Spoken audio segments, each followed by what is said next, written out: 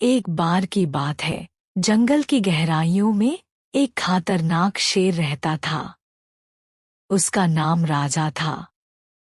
वह बड़ा ही भयंकर और शक्तिशाली था। उसके आंखों में बस खातिर और उसके दिल में सिर्फ भय और शक्ति की चाह थी। एक दिन राजा शेर जंगल में घूम रहा था। अचानक उसने एक छोटे से चूहे को देखा। चूहा वहां से वहां भाग रहा था, जैसे कि उसका जीवन किसी खतरे में हो। राजा शेर को देखकर उसके मुंह से एक गुर्राहट निकली और उसने चूहे का पीछा करना शुरू किया। चूहा चलते चलते थक गया और फिर एक छोटी सी गुफा में छुप गया। शेर ने चूहे को ढूंढ लिया और वहां पहुंचकर उसे जमीन पर उतार दिया। तू मेरा खाना बनेगा, उसने कहा और चूहे को अपने पंजे में पकड़ लिया। चूहा बहुत डरा हुआ था, लेकिन उसने अपनी बुद्धिमत्ता का सहारा लिया।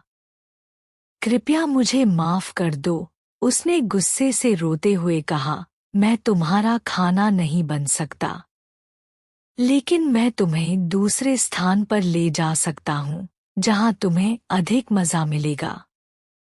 राजा शेर ने चूहे को देखा और उसकी निराशा के साथ उसे छोड़ दिया। वह चूहे की बात पर ध्यान नहीं दिया और अपने मंजिल की ओर बढ़ा। चूहा ने जब देखा कि उसकी जान बच गई, तो उसने शेर का धन्यवाद किया और जंगल में अपने मार्ग का चयन किया। उसने अपने छोटे आकार को एक लाभ के लिए उपयोग में लाने का फैसला किया। दिन बीतते गए और जंगल में समय के साथ बदलाव होता रहा। एक दिन शेर राजा को एक बड़ी समस्या का सामना करना पड़ा।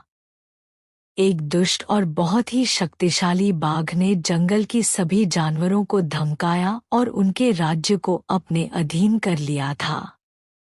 राजा शेर ने सोचा कि उसे किसी का सहारा लेना होगा और उसने चूहे को याद किया। वह चूहे के पास गया और उससे अपनी समस्या का वर्णन किया। चूहा ने शेर को समझाया कि वह इस समस्या का समाधान कर सकता है। उसने शेर को बताया कि कैसे उसे बाघ के खिलाफ एक चाल चलानी चाहिए और कैसे वह उसे हरा सकता है। राजा शेर ने चूहे की सलाह मानी और उसके सुझाव का पालन किया। वह बाघ के खिलाफ एक योजना बनाई और उसे धरती पर प्रस्थान किया। चूहे की सारी सलाहों का अच्छा परिणाम मिला और शेर ने बाघ को हरा दिया।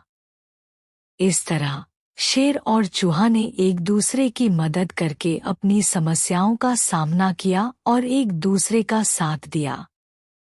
जंगल में शांति और हमदर्दी की भावना फैली और सभी जानवर खुश और सुरक्षित महसूस करने लगे।